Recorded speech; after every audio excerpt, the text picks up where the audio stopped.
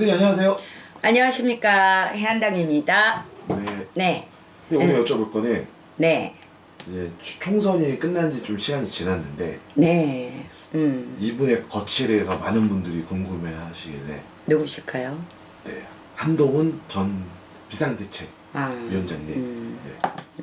요번에 조금 안타까운 일이 있으셨어요. 그러니까 본인의 의지와 생각과는 다르게 어떻게 잠시만요. 네. 요번에 조금 성급했다 그러셔요. 왜냐하면 어떤 정치적으로 한동훈님의 본인의 생각, 전진하고 싶은 그런 마음속의 것들을 너무 빨리 꺼내 나가지고 움직이고는 싶어 했으나 그거를 조금 뒤로 미뤘어도 되는데 오히려 윤 대통령님하고의 관계에서 협력을 받지 못하는 상태에서 간 것이 오히려 마이너스가 되지 않았나 그런 생각이 드는데 한동훈님의 원래 사주 쪽으로는 왕의 사주입니다. 그리고 이 언변력에 칼이 들어있어요. 그러니까 이 말을 가지고 사람을 살릴 수도 있고 사람을 죽일 수도 있긴 하지만 제가 보는 한동훈님은 사람을 살리는 쪽으로 가고 싶어하는 근성이 너무나 좋으신 분이기 때문에 왕의 자격은 있다라고 봅니다. 근데 지금 이제 조금 실망감에 있어서 일부 후퇴하는 것으로는 보여지지만 지금은 여러 가지 것들을 정비하는 시기다. 준비하는 단계라고 봅니다. 내년 후반기가 되면서 제가 볼 때는 서서히 발을 움직이실 것으로 보여지고요. 지금 정치계를 떠나갔다라는 것이 아니라 뒤쪽에서 보완을 해서 그러니까 이 한동훈님의 원래 사주는 사시사철 그냥 쉽게 피는 꽃이에요.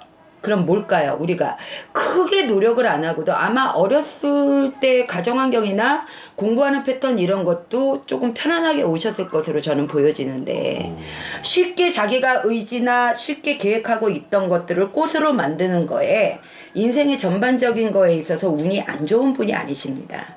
단지 올해 같은 경우는 이제 변수, 환경적인 요인에 의해서 변수가 나와서 조금 예상치 못한 길로 결과가 나오셨을 건데 제가 볼 때 내년 하반기부터는 움직이실 거고요.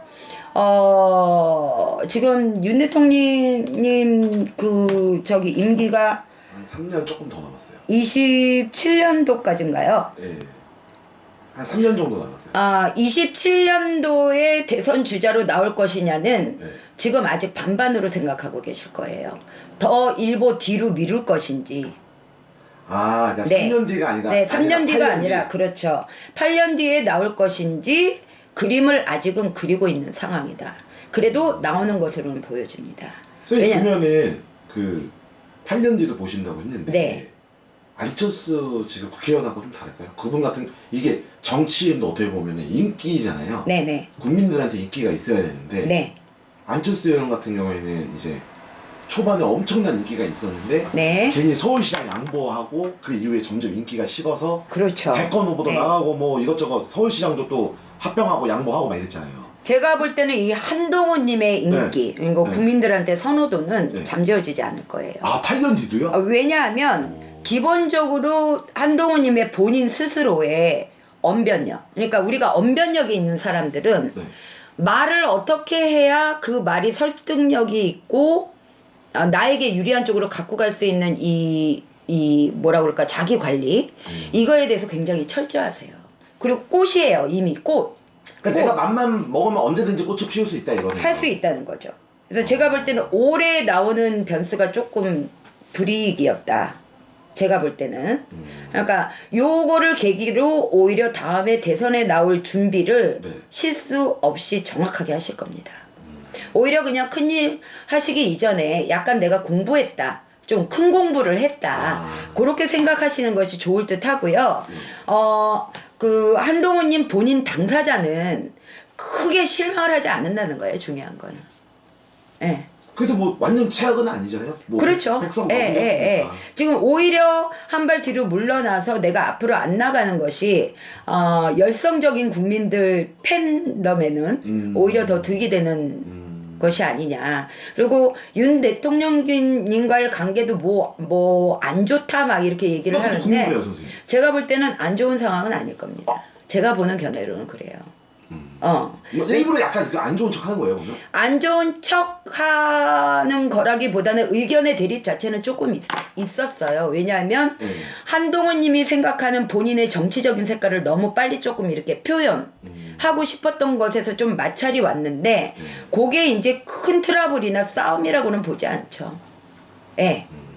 어쨌든 뭐 두 분의 관계가 진짜 불화설이 있지만 뭐 그 정도는 아니다. 뭐 부자지간의 관계라고 이렇게 봐도 되지 않을까요? 그 정도예요? 예, 궁합적으로 본다 그러면 그만한 인물이 또 되세요. 한동훈님의. 그리고 윤석열 대통령님도 제가 볼 때는 그만한 인물은 되실 거라고 봐요. 예. 그러면 선생님 오셨을 때 지금 한동훈 전 그 위원장이 네. 3년 뒤에 나오는 게 더 그분 사주나 이런 거 봤을 때 더 대통령에 가깝게 될 확률이 높은가요? 아니면 그 8년 뒤가 더 높을까요? 제가 볼 때는 8년 뒤에 나오셔야죠. 그게 더 높아요? 네. 오. 네. 8년 뒤에 나오셔야 가능하실 걸로 보여집니다. 지금 갑자기 머릿속에 뭐가 떠올랐는데 네. 얘기해도 되려나? 네. 뭐 만약에 3년 뒤에 나오면은 선생님이 이제 8년 뒤가 더 좋다고 하셨잖아요. 네.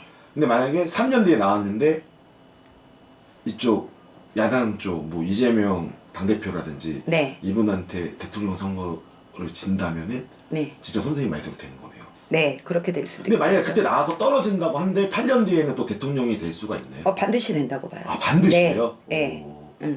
그러니까 3년 뒤는 좀 모르지만 네. 8년 뒤는 거의 무조건이다 대통령 그럼요. 되는 게. 네.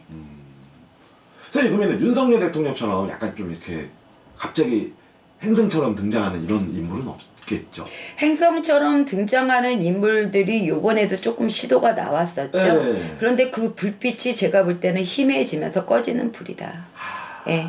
이미 뭐 왕은 하늘에서 내리는 것처럼 네. 부각은 어느 정도 드러날 것으로 보여져요. 그럼 다음 대권 주제는 거의 뭐 이쪽은 한동훈, 저쪽은 이제 이재명 약간 그렇죠. 이렇게 보시는 거죠? 네. 근데 뭐 지금 결혼 생활도 잘 하시는 것 같고 네. 뭐 자녀도 있는데 뭐 가정 이런 거는 뭐 별 문제 없이 다 건강하고 좋죠? 그러니까 아까 말씀드렸듯이 한동훈님은 신명에서도 왕이 될 만한 잘하다라고 아예 꼬집으셨기 때문에 그쵸, 왕의 사주라고. 네, 8년 뒤엔 반드시 된다고 보장합니다. 뭐 가정 불화나 이런 것도 없고 다 애들 건강하고 그 아내분도 문제 없이 계속 이렇게 잘 쭉 간다는 거죠?